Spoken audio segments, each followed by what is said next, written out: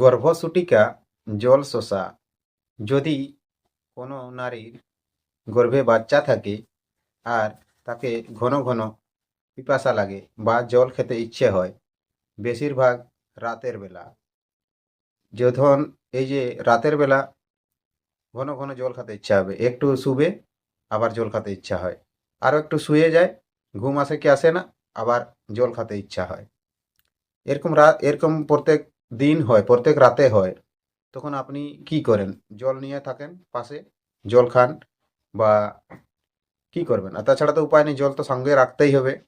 এর সলিউশন খুঁজে বেড়াচ্ছেন, সলিউশন পাচ্ছেন না। তো তার সলিউশন আজকে আমি আপনাদের সম্মুখে নিয়ে এসেছি, যে প্রয়োগের দ্বারাই আপনি এই সমস্যা থেকে মুক্তি পাবেন। অনেক ক্ষেত্রে কি হয়, এই যে পেটের মধ্যে বাচ্চা যার থাকে, মানে নারী জাতি, দুরকম প্রবলেম হয়। একটি হলো, আবার একটি আলাদা আছে, তার আলাদা প্রয়োগ আছে। পায়খানা করবে, সব সময় পায়খানা লাগবে, কিন্তু পায়খানা হবে না, এবং করতে যাবে কিন্তু কোনো কাজ হবে না, কিন্তু এরকম বুঝতে পারা যায়, এরকম হয় সমস্যা। মানে রুগী আমাদেরকে বলে, আমরা বুঝে থাকি, তাই সেখানে এই প্রয়োগটা করা হয়। আর আজকে যেটা বলছি, যে জল শোষা, যে জল ঘন ঘন খাতে মন করে, জল খায়, খাতে মন করে কি খায়, শুধু খায়, তখন এই প্রয়োগটি যদি আপনি করেন, এই সমস্যা সমাধান হয়ে যাবে। তো এর জন্য আপনাকে কি করতে হবে? দেখুন, আমি দেখাতে চেষ্টা করছি। শুকনা মাদাল, শুকনা মাদাল আর পানমোহরি আপনাকে জোগাড় করতে হবে, এবং মাটি, মাটির মধ্যে যেমন চিট থাকে, আঠার মতন চিট থাকে, চিটা মাটি যাকে বলা হয়, সেই চিটা মাটি নেবেন।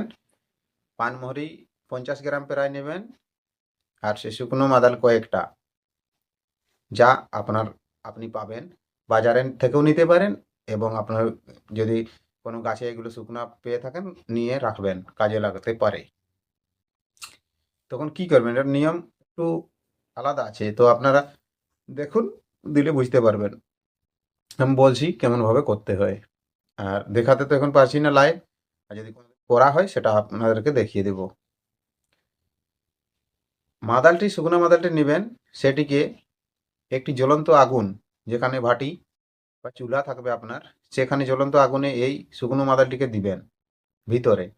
সেটা জ্বলবে পুরা, কোনো অসুবিধা নেই, জ্বলতে দিবেন।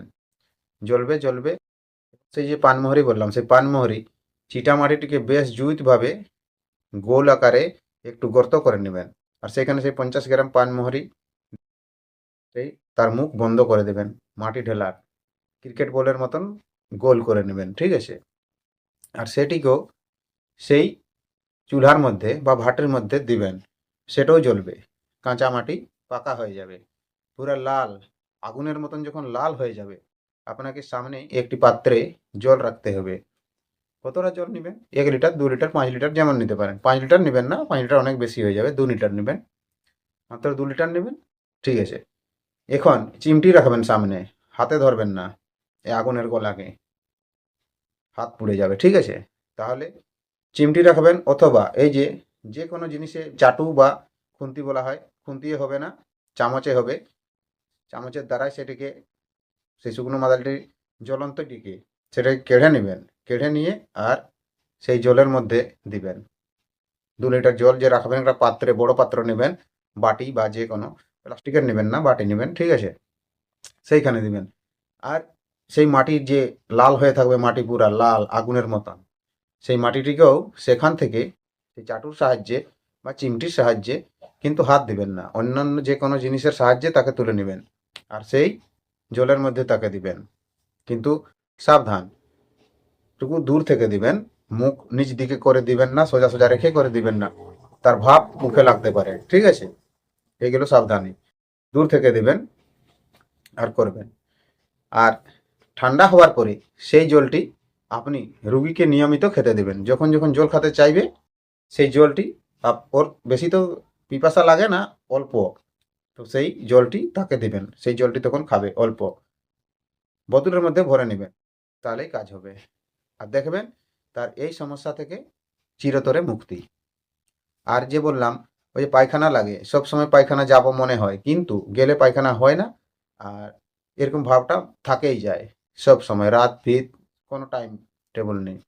যদি আপনারা কমেন্ট করেন, এই ভিডিওটা আমি বানিয়ে দেবো আপনাদের জন্য, আপনারা দেখবেন আর প্রয়োগ করবেন। তাহলে দেখা হবে আবার একটা নতুন ভিডিওতে। ভিডিওকে লাইক করবেন, চ্যানেলকে সাবস্ক্রাইব করবেন, নতুন চ্যানেল সাপোর্ট করবেন যথাসম্ভব। আর কমেন্টে লিখে জানাবেন ভিডিওটি কেমন লাগলো, আর যেমন বললাম যে অন্যান্য ভিডিওর জন্য কমেন্ট করবেন।